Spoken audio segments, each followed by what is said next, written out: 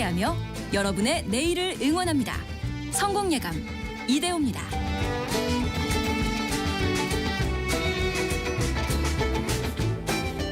성공예감 이대호입니다. 2부의 문을 열겠습니다. 2025년 1월 31일 금요일 오전 10시 5분입니다. 경제상식 퀴즈 정답도 알려드려야죠. 정답은 복권이었습니다. 복권. 로또 복권만 해도 사상 최대치 판매 금액을 기록하고 있다. 이런 소식도 전달해 드렸는데요. 아까 0157님이 보내주신 것처럼 시대가 어려울수록 경기가 어려울수록 많이 복권을 산다고들 합니다. 길 가다 보면 많이들 사러들 들어가네요 라고 이렇게 보내주셨어요. 여러분도 많이 느끼시나요? 특히 이제 힘들고 어려울 때 희망을 사러 가는 거죠. 그리고 9718님이 혹시나 하는 마음이 늘 꽝. 주식도 커피도 책도 그러네요. 저희가 보내드리려고 이렇게 하는 것들 추첨을 통해서 보내드리는데 하나도 못 받으셨나 보네요. 9718님 좀 위로와 함께 이번에는 뭐 커피 쿠폰이라도 좀 보내드리겠습니다. 김연숙님은 우리 남편도 매주 5,000원 한 장 이렇게 사면서 기다려봐 합니다. 그러면서 언젠가는 될 거야 라고 하면서 웃는데 에고 그래 언젠가는 점점점 이렇게 보내주셨네요.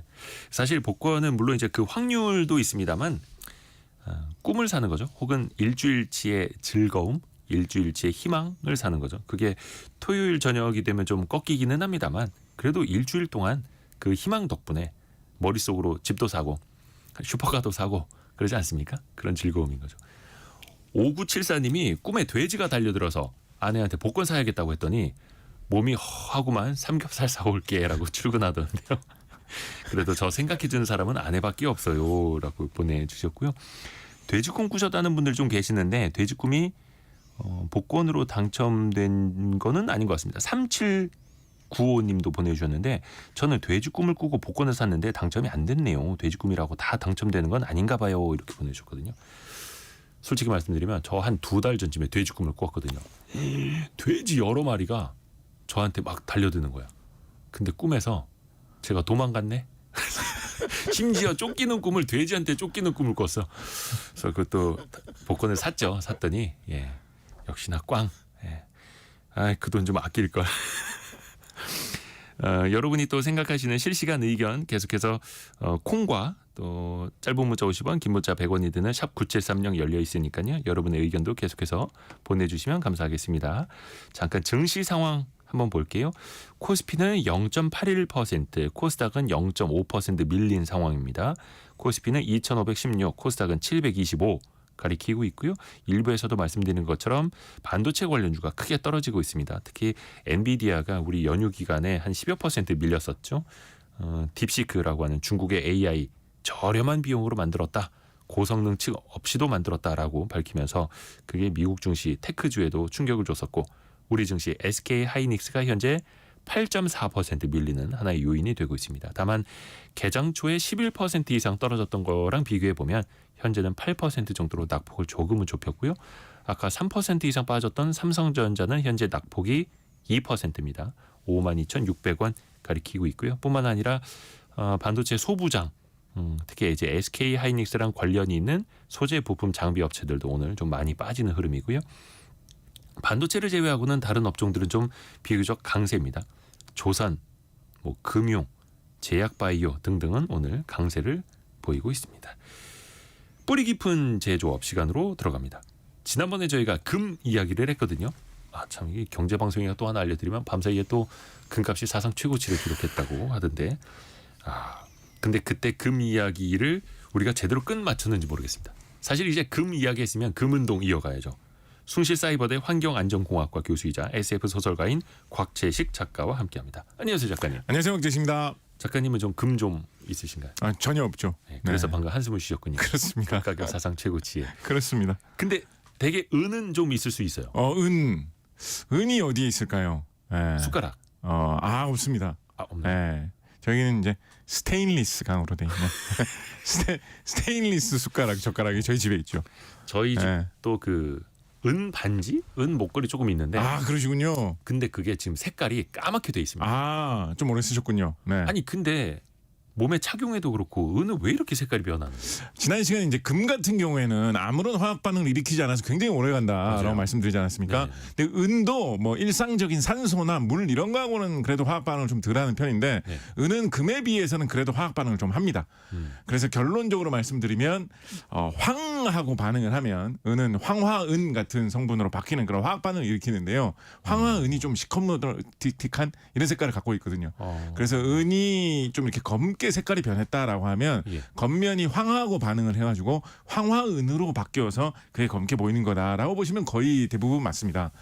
그러니까 황 성분이 어디에 있을까 생각을 해보면 일단 공기 중에도 황 성분이 조금 있는 경우가 있습니다. 네, 네. 예를 들어서 우리가 이 전에도 한번 말씀드렸는데 우리가 90년대 같은 경우에는 이 그 산성비가 심각하다. 산성비가 뭐 몸에도 안 좋고 생태계에도 안 좋고 90년대는 약간 속설 비슷하게 뭐 사실 이 근거는 별로 없습니다만 뭐 산성비 맞으면 머리카락 빠진다. 맞아요. 뭐 이런 것도 막 유행하고 그렇지 않습니까? 이 산성비가 공기 중에 있는 이산화황 같은 황산화물 성분이 물에 녹아들면서 빗물이 이제 산성으로 바뀌면 그걸 산성비라고 하는 거거든요. 요즘 같은 경우는 이제 환경이 많이 이제 개선이 되면서 요즘은 옛날에 비해서 산성비가 훨씬 더 줄어들었고 그래서 요즘은 90년대에 비해서 산성비가 문제다라는 말이 좀 쑥 들어갔죠. 요즘 옛날보다 그런 말 하지 않죠. 그렇지만은 그래도 뭐 미세먼지가 심할 때 이럴 때는 공기 중에 이런 이산화황 성분이 좀 많이 돌아다닌다라고 할 수 있기 때문에 이런 성분들이 은으로 돼 있는 성분들에 닿으면 황화은이 은하고 반응해서 생기기 때문에 좀 거무죽죽하게 오랜 시간이 지나면 생길 수 있다라고 볼 수 있고요. 그리고 그게 아니라도 이 황 성분이 어디에 또 많이 들어있냐면 생물체에도 황 성분이 꽤 많이 들어있습니다. 특히 이제 단백질 성분 중에 이제 황이 포함되어 있는 것들이 꽤 있거든요. 네. 대표적으로 계란 노른자 같은 경우는 이제 황 성분 많이 있는 거고요. 그래서 이제 그런데 이제 많이 숟가락 은수저 닿다 보면 이제 황 성분이 조금씩 이제 반응을 해가지고 좀 검게 변할 수 있는 그런 현상이 발생할 수 있는 거죠. 옛날에 사극 같은 거 보시면 은수저를 들고 있다가 이제 그거를 독이 들어있는 맞아요, 음식에 맞아요. 넣으면 뭐 색깔이 변해가지고 누가 뭐 임금님을 독살하려고 하고 이런 거 나오지 않습니까? 사극에 나오죠. 네, 그거 같은 경우에는 사실은 이게 독하고 직접 상관은 그렇게 많지 않은데 옛날에 이제 조선시대 이럴 때 많이 사용하던 독약으로는 이제 비상 뭐 이런 거 많이 사용하지 않았습니까? 근데 비상 같은데 몸에 정말 해로운 성분은 비상에 들어있는 비소 성분인데 네. 옛날에 이 비상을 제조를 하면서 뽑아내다 보면 거기에 이제 황 성분도 같이 들어가는 경우가 옛날에 되게 많았거든요. 그래서 이제 황이 묻어나면 아마도 비상이 있을 것이고 아마도 비소도 있을 것이다라고 추정을 해가지고 황 성분이 들어있으면 그 비상하고 변하니까. 같이 있는 그 비소가 들어있는 그 비상하고 같이 있는 황이 이제 은수저의 색깔을 변하게 한다라고 해서 사극 같은 데는 그런 게 나오는 것인데 제가 보기에는 그것 때문에 이제 억울한 사람도 많이 옛날에 잡았을 것 같습니다.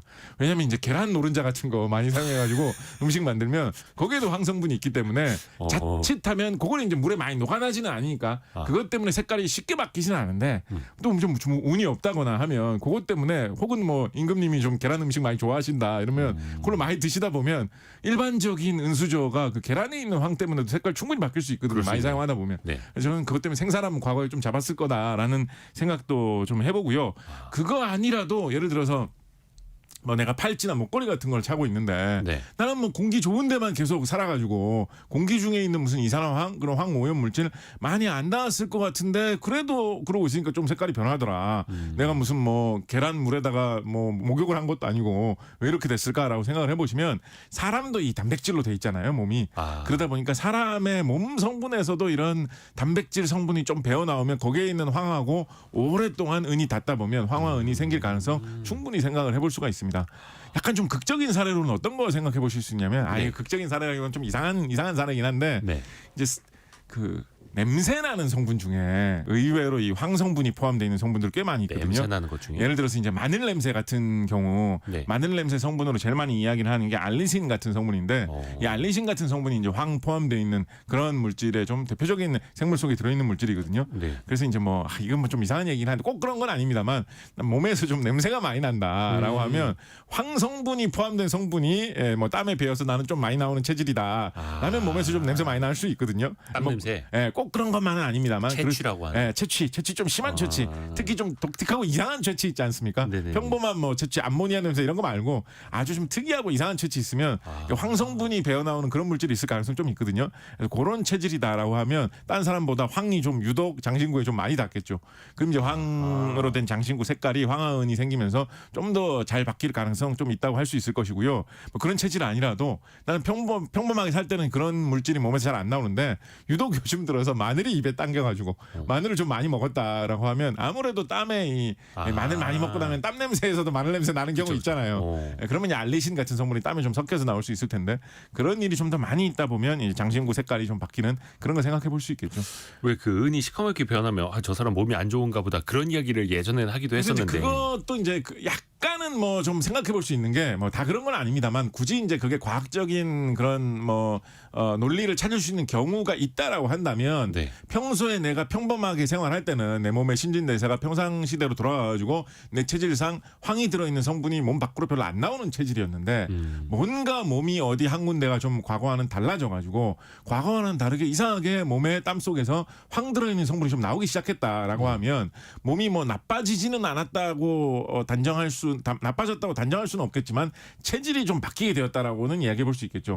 그러면 평소에 나 지난 20년 동안 은으로 된 장신구 차고 다녔으면서 색깔이 안 바뀌었는데 갑자기 요즘 들어서 바뀌었다라고 한다면 몸에서 황이 좀 과거에 비해서 배어 나오기 때문은 아닐까라고 좀 추정해 볼 수도 있을 거거든요. 그러면 뭐 그것 때문에 몸이 나빠졌다라기보다도 체질이 요즘 들어서 조금 변했나? 뭐 이런 아니면 뭐 그냥 마늘 평소에 좀 많이 드시거나 과거에 비해서 뭐 이렇게 좀 공기가 안 좋은 곳으로 그냥 이동해서 사셔서 그런 걸 수도 있는데 그런 생각은 해볼 수 있겠죠. 그러네요. 그러면은 그 시커멓게 변한 은은 어떻게 다시 닦아낼 수 있는 겁니까? 아까 최경미님이 치약으로 씻으면 된다고 알려주셨는데 그게 뭐 치약으로 씻거나 아니면 뭐 그냥 빡빡 문질러도 잘 문질르면 이게 좀 벗겨지는 경우가 있기 때문에 그러면 이제 색깔 좀 돌아오는 경우 있는데요. 왜냐 겉면만 얇게 좀 검은 게 묻기 때문에요. 근데 이제 그렇게 하면 이제 조금 은이 약간 깎여 나가는 거잖아요. 어떻게 보면.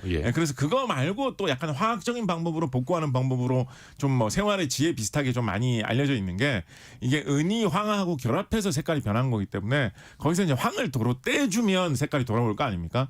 그래서 이제 많이 쓰는 방법이 은보다 황하고 더 잘 반응하는 그런 거를 넣어줘가지고 그 속에다가 좀 담가 놓으면 은 대신에 그 은보다 황과 더 잘 반응하는 물질이 황하고 대신 붙어가지고 은은 제대로 돌아온다. 뭐 이런 방법 사용할 수 있거든요. 네네네. 그래서 흔히 사용하는 방법이 알루미늄이 은보다 황하고 더 잘 반응하는 경향이 있기 때문에 알루미늄 호일 같은 거를 좀 이렇게 녹아날 수 있는 용액, 예를 들면 뭐 무슨 베이킹 소다 탄 끓는 물이라든가 아니면 뭐 소금물 뜨겁게 해가지고 거기다가 알루미늄 호일을 좀 이렇게 넣어놓고 거기다가 변색된 은을 넣어놓은 다음에 좀 이렇게 섞어주면서 좀 있으면 거기에 있는 황화은의 황성분이 은 대신에 알루미늄 쪽으로 넘어오면서 은은 제대로 복구가 된다 이런 게 있는데 막상 해보면 뭐 전문가들이 좀 잘하시면 잘할 수도 있겠지만은 가정에서 해보면 조금 복구되기는 합니다만 그렇게 완벽하게 막 감쪽같이 이렇게 복구는 좀 되지는 않는 것 같습니다. 어떤 뭐 용액 이런 것도 팔던데 그죠? 네네 그렇죠. 그래서 좀 뭐 개선된 용액을 사용하면 조금 더 뭐 질 좋을 수도 있을 것 같고요. 네. 나중에 또 그거 귀찮아가지고 음반지 이런 거 잘 안 끼게 되더라고요. 또 하나가 지난번에도 이제 순금에 대해서 이야기해 주셨잖아요. 네네. 그러면 은도 뭐 순은 이런 개념이 있습니까? 은 같은 경우에는 약간 이게 좀 특이한 게 은은 정은이라는 말을 좀 많이 사용하거든요. 뭐 김정은이? 그런 거 하고 조금 다르고요. 정은? 법정은 약간 정해진 은, 순도가 규격으로 정해져 있는 은이라는 거를 좀 많이 사용합니다.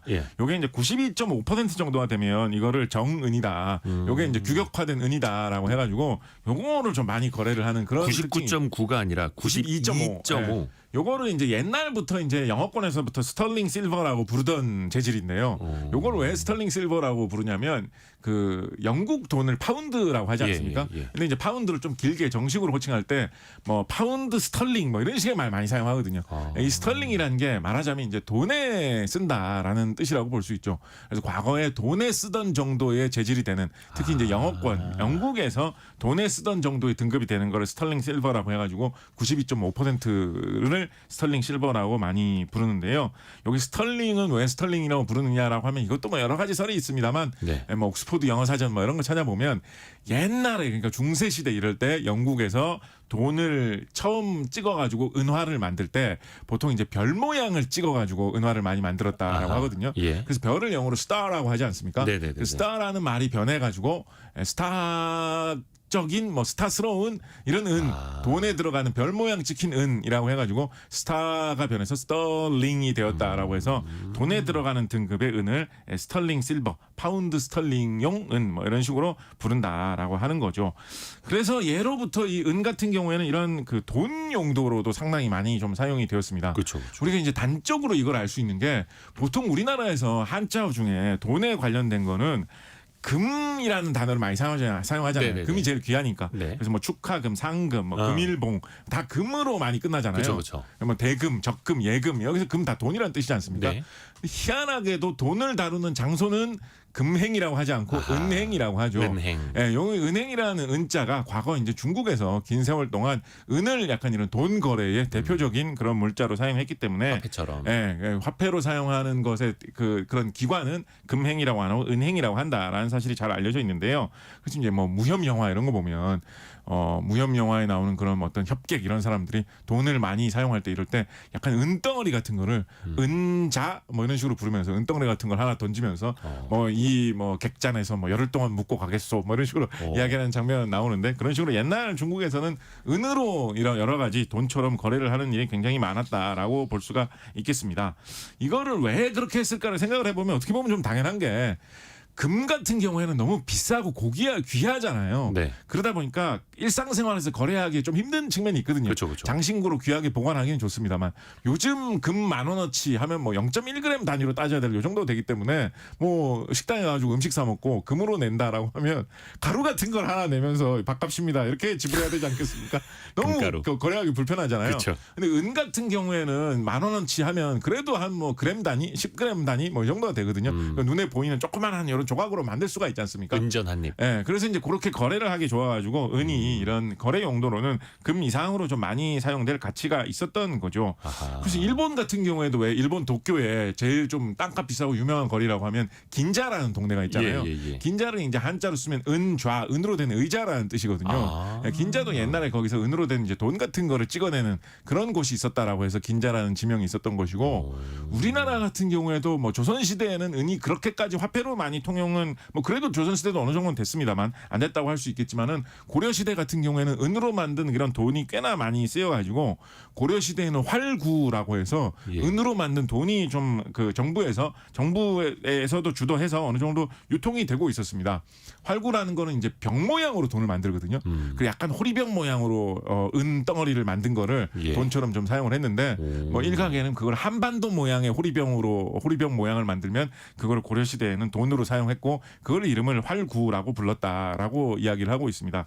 대충 고려 시대 당시에는 그 활구 은으로 된 병 하나면 가치가 한 쌀로 따졌을 때 쌀 한 2톤에서 3톤 정도 가치가 되었다라고 하거든요. 2톤에서 3톤이요? 네, 그러니까 은병 활구 그거 하나면 고려 시대 활구 하나면 요즘 시세로 따지면 한 수백만 원. 그리고 뭐 옛날에는 쌀이 훨씬 더 귀했을 테니까요. 한 뭐 수천만 원 정도 되는 가치가 되는 그런 게 이제 화폐로서 고려 시대에는 통용이 되었다라고 볼 수가 있겠죠. 그래서 뭐 땅이나 뭐 집 이런 걸 살 때 고려 시대에는 이런 활구 은으로 된 병 같은 거를 한 몇십 개 이렇게 주면 뭐 땅을 살 수 있는 그런 식으로 거래를 했었던 것 같고 뭐 상상을 좀 해보자면 이건 어디까지나 상상입니다만 요즘은 이제 돈이라는 거를 제스처 손동작으로 표현할 때 이렇게 동그란 모양을 많이 표시를 하잖아요. 동전 이런 걸 동그랗게 만드니까 약간 이렇게 밑으로 손을 꺾어야죠.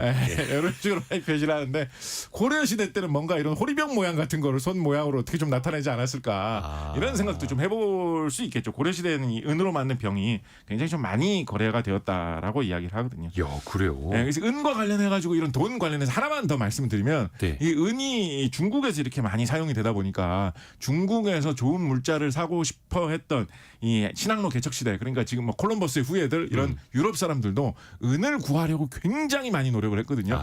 그래서 세계에서 은이 많이 난다라는 데가 있으면 거기 가가지고 은을 캐 와가지고 그걸 중국에 들고 가서 비단이나 도자기 같은 거를 싸우는 이런 무역으로 떼돈을 많이 벌었었는데 이런 과거의 역사가 정말 아주 뚜렷하게 남아있는 지명이 뭐가 있느냐라고 한다면 화학에서 은을 이 화학 원소 기호로 표시할 때 Ag라고 표시하거든요. 네. 그래서 왜 영어로는 실버 하면 뭐 화학 원소 기호로 SV 이런 식으로 표현해야 될 것 같은데 왜 은을 이 Ag라고 표현할까?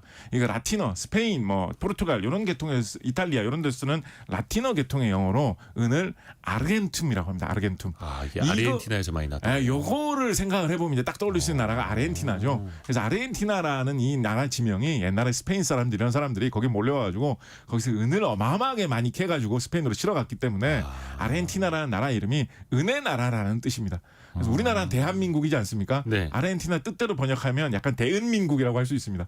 은이 많이 나는 나라라서 아르헨티나라고 한 게 지금까지도 남아 있기 때문에. 은의 나라. 네, 그래서 이게 스페인 사람, 포르투갈 사람 이런 사람들이 아르헨티나 가가지고 은을 캐가지고 중국에 가서 팔았던 그런 역사가 새겨진 지명이 아르헨티나라고 할 수 있겠죠. 야, 은을 왜 원소기호 Ag라고 쓰는지 이제 알았네요. 네네. 학교에 선생님이 안 알려주셔가지고. 왜냐면 그걸로 이제 어떻게 시험 문제를 푸느냐가 훨씬 더 중요하기 때문에. 아, 네. 그렇죠. 근데 이게 또 아르헨티나라는 뜻을 담고 있었다. 네. 오, 재밌네요. 또 하나가 광고에서 좀 봤던 것 같은데 항균 효과가 있다. 아, 네. 라고 하는 것들 좀 있거든요. 네. 실제로 은에 항균 효과가 있습니까? 은의 항균 효과가 있는 거는 되게 옛날부터 알려져 있던 사실입니다. 예, 은 같은 경우에는 이제 이 물에 잘 안 녹기는 합니다만 물에 만약에 녹이기만 하면 이제 은이 물에 녹아서 약간 플러스 전기를 띤 은 이온 상태가 되는데요.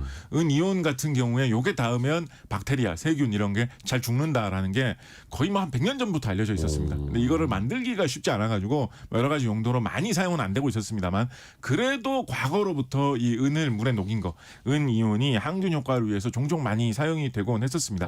이게 왜 이게 박테리아, 세균의 효과가 있느냐라는 거에 대해서 여러 가지 설도 있고 그중에 검증된 이론도 많이 있습니다만 네. 좀 설명하기 간단한 거 하나만 말씀드리면 아까 은이 황하고 잘 반응하고 네. 황이 단백질에도 들어있다라고 말씀드리지 않았습니까? 네네. 그래서 이 은이 이렇게 은 이온 상태로 물에 녹아 있으면 박테리아, 세균 이런 애들도 몸이 단백질로 돼 있을 거 아닙니까? 거기에 이 은이 파고 들어가지고 박테리아, 세균의 몸에 들어있는 황하고 반응을 해가지고 단백질을 망가뜨리게 되는데 네. 세균이나 박테리아 이런 이 미생물들은 워낙 연약해가지고 요 정도만 단백질이 망가져도 사람 같으면 그 정도의 몸에 있는 단백질하고 반응을 했다고 해도 아, 은으로 된 장신구 좀 더러워졌네 이걸로 끝나겠지만 세균이나 박테리아는 그 정도면 견디지 못하고 죽기 때문에 항균 효과, 세균이나 박테리아를 죽이는 효과가 생긴다라는 뭐 이런 이론이 상당히 많이 알려져 있는 편이죠. 이게 갑자기 한 21세기 초반 들어와가지고 더 많이 조명을 받게 된 이유 중에 하나는 뭐냐면 이 은이 물에 녹아가지고 이렇게 은 이온 상태로 쓰는 게 쉽지가 않았는데 네. 기술이 발달하면서 은을 아주 가느다랗게 아주 가느다란 그런 세밀한 그런 알갱이로 만드는 기술이 많이 발전하게 되었거든요. 네. 그래서 은 가루를 말하자면 은 가루 하나의 그 굵기, 은 가루 단 하나 알갱이의 굵기를 100만 분의 1mm 단위로 재야될 정도로 아주 가늘게 가공하는 방법이 탄생하게 됩니다. 100만 분의 1mm를 1나노미터라고 하거든요. 그래서 이제 은 나노 입자를 만드는 방법이 생기면서 은 나노 입자는 훨씬 더 쉽게 만들어서 물속에 넣어서 이런 세균, 박테리아의 반응을 훨씬 더 잘 일으킬 수 있다라고 해가지고 이런 항균 목적으로 은 나노 입자, 은 종류를 사용하는 그런 용도가 더 많이 빠르게 이제 증가를 하게 된 것이죠. 아하, 그래서 은나노 이런 게 많이 써 있는 그렇습니다. 거네요. 네. 항균에. 네. 그러면은 아까 그 은수저 이야기를 했는데 뭐 먹을 때 이제 은수저로 먹으면 약간 좀 항균이 되고 이런 거는 조금 있다고 생각해 볼 수 있겠죠. 네. 왜냐하면 은 표면에서 아주 약간의 이제 은이 물하고 또 세균하고 반응을 해가지고 세균, 박테리아 겉면의 단백질을 파괴해서 세균을 좀 손상시키는 효과 조금 있을 수 있기 때문에 약간은 그런 효과 있을 수 있다라고 뭐 봐도 될 것 같습니다. 근데 그걸로 뭐 다 바이러스를 잡을 수 있다. 또 이렇게 봐서는 안 되는 거고. 네, 여기에 은에 견디는 그런 세균들도 꽤 있거든요. 모든 세균은 은이 다 처치해 주는 게 아니기 때문에 네, 아주 약간 미세한 효과 정도 기대해 볼 수 있다라고 은수저 같은 경우에는 생각해 볼 수 있겠죠. 아까 남유림님이 은은 따로 채굴을 안 한다고 하던데 왜 그런가요? 이런 질문 보내주셨거든요. 은도 금처럼 어떤 광산에서 채굴을 하는 거겠죠. 그렇죠. 은 같은 경우에는 시세가 많이 안 나오기 때문에 높게 예. 안 나오기 때문에 국내에서는 은채굴을 따로 하는 뭐 은광산이 따로 발달돼 있는 그런 경우 국내에는 뭐 거의 없는 것 같고요. 그렇습니다만 뭐 은을 뭐 국내에서 생산이 안 되느냐라고 하면 또 그렇지도 않습니다. 지난 시간에 금 같은 경우에 국내에서 금을 광산에서 캐는 거는 뭐 1톤 될까 말까 한 정도인데 다른 금속을 다른 광석 속에서 빼내는 재련 공장을 운영을 하면서 네. 아연이나 구리 같은 걸 뽑아내면서 거기에 불순물로 섞여 있는 금을 골라내면 그 양이 몇십 톤은 된다. 그쵸. 그래서 그게 우리나라에서 생산되는 금의 좀 주요 분량을 차지한다라는 말씀 드리지 않았습니까? 네네네. 은도 마찬가지입니다. 우리나라가 광산에서 은 캐는 거는 뭐 거의 없다고 볼 수 있습니다만 지난 시간에 말씀드린 대로 뭐 아연, 구리 이런 거를 주로 이제 지난 시간에 엘도라도 말씀도 드리지 않았습니까? 네네네.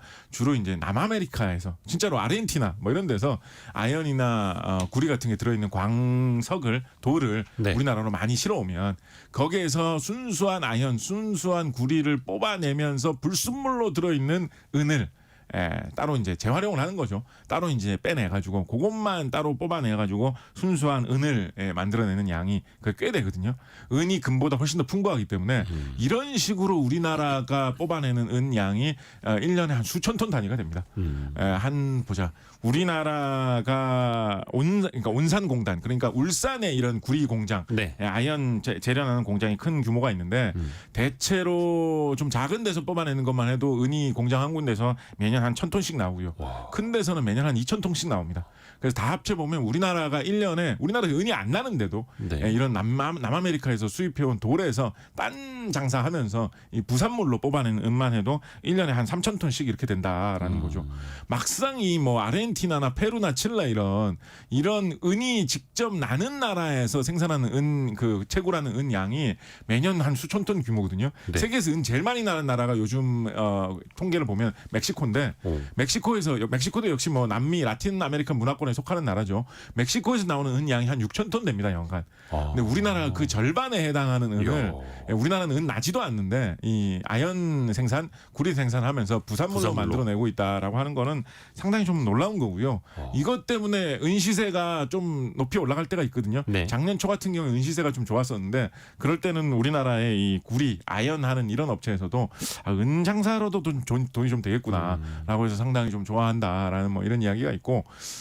우리나라 아연 1위 업체가 세계 아연 1위 업체인 건 그쵸, 요즘 그쵸. 뭐 많이 뭐 화제가 돼서 좀 유명한 사실인데 네. 이 업체 같은 경우에 아연 장사로 얻는 매출이 제일 크고요. 두 번째로 큰 매출이 나는 게 이 은 장사입니다.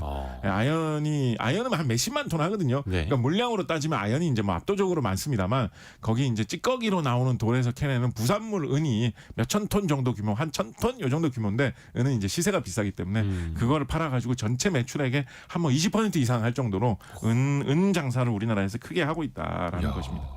거의 세계에서 가장 은이 많이 나는 멕시코의 절반 수준을 우리가 그 재련하는 그 과정에서. 그러니까 이제 약간 뭐 아르헨티나가 대은 민국인 것 같으면 대한민국도 한 소은 민국 정도는 될 정도로 은이 세상에서 되게 많이 나는 그런 나라고요. 그러네요. 약간 역사적으로 보면 우리나라가 은하고 인연이 나름대로 좀 깊다면 깊은 그런 면도 있는 게 요거 이제 막 한국사 이런 거에서 좀 재밌는 이야기로도 최근엔 좀 많이 알려져 있는 이야기인데 그 스페인 사람들이 남아메리카에서 은캐로 굉장히 많이 달려가던 네. 그 뭐 17세기, 16세기 이러던 시절에 예. 이런 유럽 사람들이 남아메리카 말고 그 다음으로 은 찾아서 굉장히 많이 떠나던 곳이 사실 일본이었거든요. 일본이요? 예, 일본의 이와미 은광 이런 데서 은이 엄청나게 많이 나가지고 그 은을 얻으려고 일본으로 유럽 사람들이 굉장히 많이 갔습니다.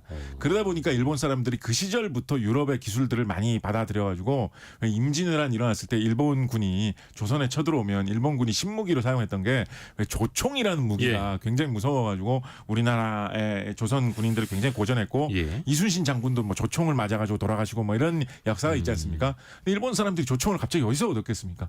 유럽 사람들이 은 얻으려고 조총을 일본에 팔아 먹으면서 그게 이제 일본으로 넘어가가지고 일본이 조총이라는 강력한 무기를 입수하게 됐거든요. 근데 일본의 이와미 은광이라는 곳이 원래부터 은이 이렇게 대량 생산되던 곳이 아니었고 여기는 원래 납이 나던 광산이었는데요. 예, 여기서 왜 갑자기 이렇게 은이 갑자기 많이 터지게 16세기 은이 많이 터지게 되었냐면 이게 참 묘한 역사인데 네. 우리나라 조선왕조실록 1503년 기록을 보면 김감불이라는 사람하고 김검동이라는 사람이 네. 이 사람들 뭐 다 평민이고 노비입니다. 그러니까 이름도 뭐 감불, 검동 이렇게 약간 좀 뭐 돌쇠, 뭐 마당쇠 약간 이런 느낌을 주는 이름이죠. 감불, 검동 이런 사람인데 이분들이 무슨 실록에 실려 있는 이 표현을 그대로 옮기면 이 사람들이 납이 있으면 그 납을 이용해 가지고 은의 양을 증폭시키는 은의 양을 불어나게 하는 그런 희한한 기술을 우리가 개발했습니다.라고 이야기를 해가지고 연금술처럼요. 예, 임금님이 불러가지고 예, 그거를 뭐 시연을 시켜봤다 이런 기록이 있거든요. 납을 은으로. 예, 그래서 어떻게 하는지 그 상세한 내용이 어느 정도는 실려 있는데 예. 현대 과학자들이 살펴보니까 이게 은이 없는데 갑자기 은이 불어나게 할 수는 없잖아요. 그래서 요거를 가만 보니까 현대 화학자들이 이거를 뭐라고 해석을 하고 있냐면 은을 원래 캐내면 아까 뭐 아연에 은이 섞여 있는 수 많다는 것처럼 납을 원래 캐내면 납 속에 은이 섞여 있는 수가 많거든요. 그래서 이 김검동이 한 이 작업은 납에 있는 은을 따로 모아내는 그런 기술을 개발한 것 같다라고 보고 있습니다. 근데 이제 옛날 사람들은 납 속에 들어있는 은이 따로 뽑혀져 나왔다라는 생각을 잘 못하니까 그걸 하기 위해서 은을 조금 넣어줘야 되거든요. 네. 원래 있던 은이 불어났다라는 식으로 이제 옛날에 상상을 했던 거죠. 근데 이분들의 이 기술이 성공했던 것 같아요. 왜냐하면 이때 당시에 임금님이 조선시대의 폭군으로 악명 높은 연산군이었거든요. 그래서 분명히 아마 실패했으면 이분들이 살아남지 못했을 거예요. 근데 그런 기록이 없는 걸로 봐서 이분들이 성공한 것 같거든요. 그리고 이 1503년 이후에 여러 가지 기록을 보면 우리나라에서 이 납에서 은을 뽑아내는 기술을 사용했던 사람들이 있었던 흔적이 많이 보입니다. 그런데 일본의 이와미 금광이 남나는 광산이었잖아요. 네. 그게 어떻게 은광으로 개발되기 시작했느냐. 일본 쪽 기록을 보면 한반도에서 건너온 조선에서 건너온 사람들한테 납 속에서 은을 추출하는 기술을 배워가지고 거기서 그때부터 이제 은이 대량 생산되기 시작했다라고 일본 쪽에 기록이 남아 있거든요. 근데 우리나라에는 이제 큰 납 광산이나 은 광산이 없고 또 은이나 납 이런 게 있어도 그걸 이용해서 뭐 어떤 상업을 발전시킨다든가 무역에 사용할 생각 이런 생각을 조선 시대에는 상업 이런 걸 천시하는 문화가 있었기 때문에 잘 하지 못했는데 그 기술이 엉뚱하게 일본으로 흘러 들어가가지고 일본에서 은 대박이 터지면서 유럽에서 은을 구하려는 사람이 일본으로 몰려 들어가가지고 그것 때문에 일본 사람들이 조총을 생산하게 돼서 오히려 역으로 조선에 침략을 했다라고 생각을 해보면 이 역사가 참 묘하죠. 우리 지금 현재의 대한민국 사람들은 우리나라가 기술만 갖고 있으면 지구 반대편인 남아메리카에서 은이 포함되어 있는 광산에 있는 그 광석을 수입해 와가지고 울산에서 이거를 가공을 해서 1년에 은을 3,000톤씩 만들어서 전 세계로 수출한다. 이 산업을 지금은 우리는 아주 당연하게 운영을 하면서 우리나라의 부를 일궈내고 있지 않습니까? 근데 조선시대에는 말하자면 이런 약간 뭐랄까요. 과학기술적 상상력 이런 게 없었던 거죠. 이런 기술이 있어봐야 야 은 있다고 해서 그걸로 뭐 은을 우리가 먹을 수 있는 것도 아니고 우리나라에 은광이 많이 있는 것도 아닌데 뭐 나부에서 은을 추출해내고 이런 기술 뭐 크게 쓸모가 있겠느냐라고 해서 별로 활용이 못 되고 있었는데 시대가 바뀌면서 과학기술적인 상상력으로 우리나라의 은광, 납광산 없어도 지구 반대편에 있는 아르헨티나에 있는 이 은광석 수입을 해가지고 우리가 기술로 우리 노동자들의 힘으로 가공을 하면 얼마든지 은을 생산해낼 수 있다. 그런 과학기술적인 상상력이 지금 우리나라의 어떤 경제력, 어떤 이 부의 원천이 되고 있지 않느냐 뭐 이런 생각해 볼 수 있을 것 같습니다. 조선시대는 조금 늦었지만 지금은 잘 하고 있는 거고. 그렇습니다. 특히 이제 은은 산업 현장에서 많이 쓰이지 않습니까? 그렇습니다. 과거에는 은이 정말 어디에 많이 쓰였냐면 옛날에 80년대 90년대 이럴 때는 연예인들 사진 같은 거 잡지에 넣어서 나눠주면서 그걸 흔히 브로마이드라고 많이 불렀습니다. 브로마이드 그렇죠. 네, 저는 어릴 때 이걸 도대체 왜 브로마이드라고 하는지 너무 이상했어요. 무슨 특선 사진 뭐 이런 식으로 부르면 될 것 같은데 브로마이드가 도대체 무슨 말이지? 전 너무 궁금하게 생각했는데 옛날에 사진 만들 때 그 사진 필름 재료 중에 많이 사용을 하던 게 실버 브로마이드, 브롬화은이라는 재료를 많이 사용했습니다. 브롬화은. 네, 브롬화은이라는 걸 많이 사용했는데 거기서 브롬화은을 잘 사용을 해가지고 필름을 만들어서 사진을 뽑아내면 사진이 좋다라고 해가지고 실버 브로마이드를 이용한 사진이라는 말을 하다가 그게 이제 중간에 다 잘라먹고 이 좀 특이한 단어 하나만 남아가지고 브로마이드라는 말만 남은 거죠. 원래 이제 필름 사용할 때 쓰이는 브롬화은을 뜻하는 거였는데. 브롬화은을 뜻하는 말이었는데 어떻게 보면 거기서 이제 은이 사실 더 중요한 재료일 수도 있는데요. 왜냐하면 꼭 브롬이 아니라 뭐 염소, 클로라이드 이런 거를 이용을 해가지고 재료를 만들어도 사진이 되기 때문에 브로마이드가 그렇게 핵심은 아닐 수도 있는데 어떻게 하다 보니까 말에 브로마이드 부분만 남아가지고 브로마이드가 사진이라는 뜻이 되었었는데 그래서 과거에는 사진용 필름을 요즘은 사진용 필름이라고 하시면 좀 아까 뭐였죠 지지 세대였나요? 젊은 세대 분들은 그 필름 사진 그게 도대체 무슨 뜻이지? 요즘은 필름으로 사진은 워낙 안 찍는 경우가 많기 때문에 다 디지털 카메라로 찍기 때문에 요즘은 이쪽 수요가 굉장히 많이 줄었습니다만 과거에 필름으로 사진을 찍던 시대에는 여기에 들어가는 은의 양이 굉장히 많았습니다. 그렇겠네요. 요즘도 엑스레이 사진 같은 거 병원에서 엑스선 사진 같은 거 찍을 때는 네. 요게 이제 이 브로마이드 실버 브로마이드 처리를 해가지고 필름으로 사진 뽑으면 더 잘 보이는 경우가 있다라고 해가지고 그쪽 수요는 아직도 좀 있다라고 하는데 그래도 과거에 비해서는 많이 줄었죠. 그렇지만 여전히 은 수요는 산업적으로는 굉장히 많이 있을 수밖에 없는 게 은이 모든 금속 중에서 그 어떤 금속보다도 전기가 가장 잘 통하는 금속입니다. 그렇다 보니까 전자제품 전기 용도로는 아주 조그마한 양으로 전기를 많이 보내야 된다. 전기가 굉장히 잘 통하는 물질이 필요하다라고 하면 은 위에는 대안이 없는 경우가 많이 있습니다. 그렇죠. 그래서 전자 전기 제품 용도로 이 은 용도를 은을 사용하는 경우가 꽤 많이 있습니다. 최근에 굉장히 빠르게 이 은 이런 뜻에서 전기가 잘 통하는 은을 이용을 해가지고 은의 성질을 이용을 해가지고 수요가 많이 증가하는 부분으로는 뭐가 있냐면 PV 페이스트라는 그 분야가 있거든요. 어떤 거요? PV 페이스트. PV 페이스트. PV 페이스트라고 하면 이게 무슨 말인지 좀 감이 안 잡힐 수 있는데 네네. PV라는 거는 뭐 포토 일렉트릭 볼티지 뭐 그런 뜻의 광전 효과를 이용하는 부품이라는 뜻이고요. 그러니까 태양광 전지를 말하는 거죠. PV라는 거는. 그리고 페이스트라는 건 거기에 바르는 약간 치약처럼 생긴 그런 약이라는 뜻인데 네네.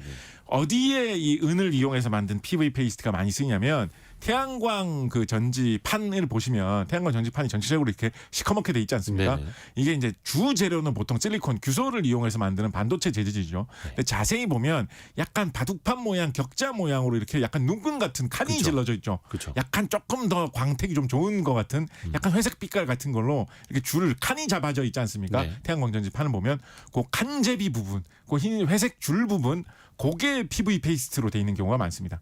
그 부분 약간 조금 더 좀 회색 나는 부분, 그 부분이 이제 은을 이용해서 만드는 PV 페이스트를 발라가지고 그런 칸잡이 모양을 만든 거죠. 그 줄눈 같은 그렇죠. 그 부분. 그게 이제 PV 페이스트, 은을 이용해서 만드는 은이 들어가는 소재로 그걸 많이 만듭니다. 그래서 태양광 패널이 전기를 받아가지고 전자를 만들어내가지고 전기를 만들어내면 그거를 그 PV 페이스트 부분이 쪽 빨아들여가지고 예. 전기의 형태로 전선으로 이제 보내주는 그 역할을 그 칸잡이 돼 있는 그 부분이 해주는 거거든요. 그게 그냥 여러 가지 태양광 패널을 이제 붙이다가 그냥 칸이 띄어져서 그런 게 아니라 네. 그 부분마저도 그렇습니다. 광전 효과를 이용할 수 있는 걸로. 그 부분이 특별한 역할을 하도록 그 부분이 전자를 잡아 당겨주는 역할을 하도록 은을 이용한 그 물질을 만들어가지고 이렇게 발라주는 거거든요. 그래서 그거를 할 때 은이 많이 사용이 되고 태양광 수요가 계속해서 늘어나고 있기 때문에 이쪽으로 들어가는 은 수요가 계속해서 지난 한 20년간 계속해서 좀 증가하고 있었습니다. 이게 나름대로 좀 기술이 필요한 그런 제품이기 때문에 지금도 뭐 미국 화학회사라든가 뭐 일본 화학회사 이런 데서도 많이 만들고 있고 당연히 이제 태양광은 중국이 세계 최강이기 때문에 중국 화학회사들도 이걸 많이 만들고 있거든요. 네. 2010년대 후반에는 국내에서도 이 PV 페이스트를 꽤 많이 했었는데 그래서 구미 같은 데서 이 PV 페이스트 생산을 많이 했었는데 중국 회사들하고 경쟁이 워낙 치열해가지고 뭐 이제 뭐 매각을 한다 뭐 이런 얘기도 몇 년 전에 나왔었고 요즘은 중국 회사들과의 경쟁 때문에 좀 쉽지 않았는데 태양광 쪽이 계속 수요가 늘어나는 분야이기 때문에 이런 은을 이용을 해가지고 뭐 어떻게 할 수 있는 이런 거 국내에서 기술이 좀 더 개발되면 또 우리나라 은 많이 하는 나라이기 때문에 네. 은을 많이 뽑아내 울산에서 은이 계속 나오고 있기 때문에 이 은을 이용해서 이런 태양광 같은 이런 여러 가지 좀 전자 전기 용도를 새로 많이 개발되면 그것도 국내 산업에 좀 많이 도움이 될 수 있을 것 같은데 태양광 PV 페이스트 같은 경우에는 중국과의 경쟁 때문에 좀 쉽지 않아가지고 좀 아쉬운 점도 있다. 뭐 이런 얘기도 좀 해볼 수가 있겠죠.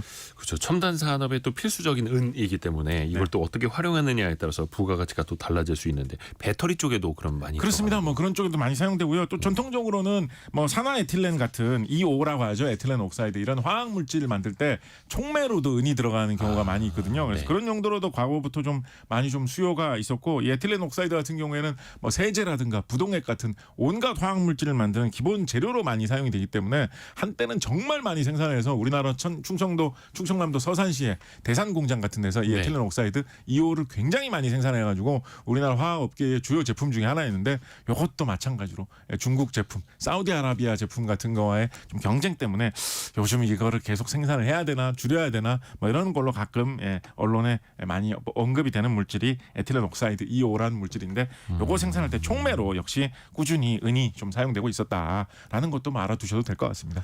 그러면은 그 열 전도나 이런 게 상당히 그 효율이 높기 때문에 반도체 만들 때도 은이 들어가나요?라는 이제 남유림님을 비롯한 질문들이 올라오고 있거든요. 반도체 같은 경우에 이거 어떻게 이렇게 멋진 질문을 하셨죠? 오, 진짜. 반도체 같은 경우에 이 도선이 전기를 잘 전달하면 아주 가느다라는 것도 전기를 많이 전달할 수가 있기 그쵸, 때문에 그쵸. 금이나 은 같은 걸 사용하는 게 좋다라는 생각 충분히 해볼 수 있겠죠. 네. 근데 금이 변질이 진짜 안 되고 오래 가기 때문에 금선을 과거부터 반도체 용도로 굉장히 많이 사용하고 있었고 네. 반도체 내부에 들어가는 아주 작은 그 회로 내부에서 사용하는 그 재료로는 이제 가공성이 좋아야 되기 때문에 과거에는 거기에 알루미늄을 많이 사용을 했거든요. 근데 알루미늄보다 전기가 더 잘 통하는 게 구리거든요. 네네. 그래서 알루미늄에서 구리로 넘어가는 게 되게 큰 변화였습니다. 아하. 요거를 성공시킨 연구 개발 사업을 성공시켜 가지고 명망을 얻어서 크게 성공한 어떤 과학자, 기술자로 이름이 높은 사람이 지금은 반도체 업계의 세계적인 CEO로 아주 명망이 높은 리사수 박사님이죠. AMD. 리사수 박사님이 이 구리에서 알루미늄에서 구리로 넘어오는 요 프로젝트를 이끄셔 가지고 굉장히 명망을 얻으셨거든요. 그런 다음에 이제 경영자로서 성공을 해 가지고 지금 리사수 회장님이 되신 건데 그래서 이제 많이 나오는 얘기가 지금 알루미늄에서 구리로 넘어왔는데 구리보다 전기가 잘 통하는 은으로 어떻게 넘어갈 수 있지 않을까? 은을 부분적으로 사용되고 있는 걸 더 확대할 수 있지 않을까? 이런 얘기도 반도체 계통에서는 조금씩만 나오는데 은은 또 가공이 좀 힘들어가지고 이게 좀 안 될 수도 있지 않을까? 뭐 이런 이야기도 있고 기술적으로는 좀 이런 이야기가 왔다 갔다 하고 있습니다. 금, 은까지 왔고 네. 동 이야기는 1시간이 더 필요하기 때문에 다음 시간에 하는 걸로 금은 동. 오, 재밌습니다. 많은 분들이 그 이정옥님을 비롯해서 설명을 잘해주셔서 귀에 쏙쏙 들어오는. 감사합니다. 또 곽재식 작가와 함께했습니다. 고맙습니다. 감사합니다. 라디오 정보센터 다녀옵니다. 한국도로공사는 설 연휴 귀경 차량 정체가 오늘 가장 심할 것으로 예측했습니다. 오전 9시 기준 서울까지 예상 소요 시간은 부산에서 6시간 20분, 광주에서 4시간 50분, 강릉에서 3시간, 대전에서 2시간 10분입니다. 삼성전자는 연결 기준 지난해 영업이익이 32조 7,260억 원으로 전년보다 398.34% 증가한 것으로 잠정 집계됐다고 오늘 공시했습니다. 매출액은 300조 8,709억 원으로 전년 대비 16.2% 증가했습니다. 다만 삼성전자의 지난해 4분기 반도체 사업 영업이익은 2조 9천억 원에 머물렀습니다. 미국 수도 워싱턴 DC 인근에서 발생한 여객기와 군용헬기 충돌 사고로 두 항공기 탑승자 67명이 전원 사망한 것으로 구조당국이 판단했습니다. 도널드 트럼프 미국 대통령이 2월 1일부터 캐나다와 멕시코에 25% 관세를 부과하겠다는 기존 입장을 재확인하자 뉴욕 외환시장에서 캐나다 달러와 멕시코 페소화 가치가 1% 이상 급락했습니다. 지금까지 라디오 정보센터 뉴스 정한나였습니다. 청취자 여러분의 질문이 콘텐츠가 되는 시간 성공예감 애프터 서비스 코너입니다. 곽지현 리포터와 함께하죠. 안녕하세요. 네, 안녕하세요. 질문 들어볼까요? 네, 청취자 전승정님 그리고 김나경님이 보내셨습니다. 렌트와 구독 서비스는 다른 건가요? 저희가 그 구독 경제에 대해서 전호겸 교수와 이야기를 나눴죠. 네. 렌탈 그리고 구독과 가장 큰 차이점, 매일 하나씩 오는 것은 당연히 구독이겠죠. 예를 들어서 신문 구독, 우유 구독처럼 그게 가장 전통적이었던 거고, 혹은 격주에 한 번씩 보내준다. 요즘에 그런 것도 있더라고요. 면도날 구독, 아니면 네. 꽃 혹은 의류 구독, 이렇게 정해진 기간마다 나에게 보내준다라는 거면 구독에 가깝고요. 네. 렌탈 같은 경우에는 일정 기간 상품을, 이 제품을 빌려서 내 집에 깔아놓는다. 예를 들면 정수기, 비데, 매트리스, 안마의자, 이런 류는 렌탈에 렌탈. 가깝겠죠. 가장 큰 차이는 해지할 때 차이가 큽니다. 네. 구독 같은 경우에는 내가 그냥 해지하겠다라고 하면은 정해진 다음 달부터는 안 보내줍니다. 그리고 정해진 기간, 예를 들어서 31일까지면 31일까지만 서비스를 이용할 수 있고 2월 1일부터는 끝납니다. 이렇게 되는 건데, 네. 렌탈은 6개월이면 6개월, 1년이면 1년, 2년이면 2년 그 구입액을 모두 내야, 일종의 위약금을 내야만 렌탈을 또 해지할 수 있다라는 차이점이 있죠. 네. 자, 다음은 청취자 전원향님은요. 구독 서비스는 위약금이 없나요? 라고 보내셨습니다. 일단 구독과 렌탈의 가장 큰 차이가 위약금이기 때문에 단순히 구독이다라고 하면은 그냥 내가 정해진 이달 며칠까지만 요금 내고 서비스 이용하고 끝, 이렇게 깔끔하게 떨어질 수가 있거든요. 네. 그런데 최근에는 이게 또 업체마다 다르더라고요.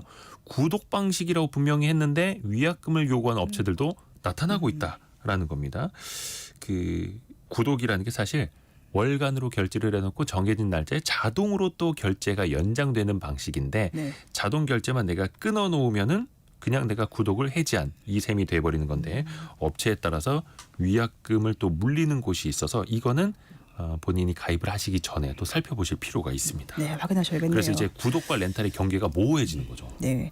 자, 다음은 청취자 김영자님은 금리 동결 실생활에는 어떻게 영향을 주나요? 사실 금리가 동결됐다라고 하면은 명시적인 변화는 없는 거죠. 그래서 실생활에는 큰 변화가 없다라고 볼 수도 있을 텐데 네. 사실상 기준금리와는 다르게 시중금리는 항상 변합니다. 그리고 기준금리가 앞으로 어떻게 될 것 같아라는 걸 시장에서 먼저 반영하면서 금리가 내려가기도 하거든요. 그래서 네. 최근에는 한국은행 기준금리가 동결된다 하더라도 인하되는 걸 미래에 인하되는 걸 또 가정을 해서 시중금리가 좀 내려가고 있기도 하고요. 네. 그래서 기준금리뿐만 아니라 시중금리도 계속해서 또 신경을 써야 하는 거죠. 네. 자, 다음은 2442번님은 시장에서 카드 결제 거부하고 또 현금 결제 유도하면은 이거는 법에 걸리지 않나요?라고 보내셨습니다. 네. 물론 걸립니다.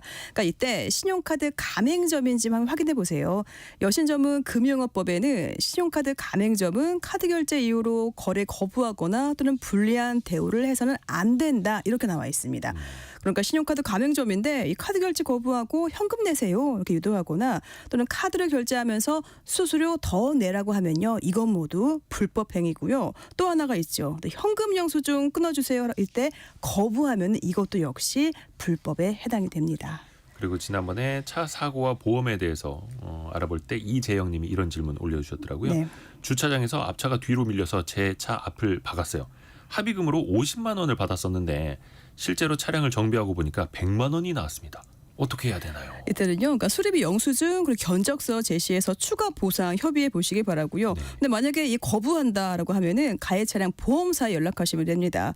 이때 가해차가 가입한 보험회사에는 이 손해에 대한 보상, 보험 접보를 요청하시면 돼요. 그러니까 보험회사끼리는 이 자기 차량은 자기 보험으로 우선 보상을 하고요. 이 나중에 보험회사끼리 정산할 수 있게 이런 제도가 있으니까 그 제도 한번 이용해 보시기 바랍니다. 네. 곽지현 리포터였습니다. 고맙습니다. 네, 고맙습니다. 마지막으로 증시상 한 번만 더 체크를 해볼게요. 코스피는 낙폭이 다시 커져서 1% 내린 2,511을 가리키고 있고요. 시가총액 2위 종목인 하이닉스가 9.3% 급락하는 흐름, 그리고 삼성전자도 2.4% 빠지고 있네요. 연휴 동안 쉬었던, 그리고 연휴 동안 미국장에서 테크주가 많이 좀 떨어졌던 그거를 또 우리는 한 번에 반영을 하는 그런 상황입니다. 내일은 주말판 별책 부록이 찾아가는 날이죠. 딥시크 쇼크가 다가왔는데요. 그 역시 AI 서비스죠. 이 AI 시대에 우리는 어떻게 살아가야 할지, AI는 어떻게 인생의 무기가 되는가라는 책을 이 책의 저자인 경희대 이경전 교수와 함께 읽어봅니다. 일라디오 또 유튜브에서 동시에 만나뵙겠습니다. 성공 예감은 오늘도 여러분을 응원합니다.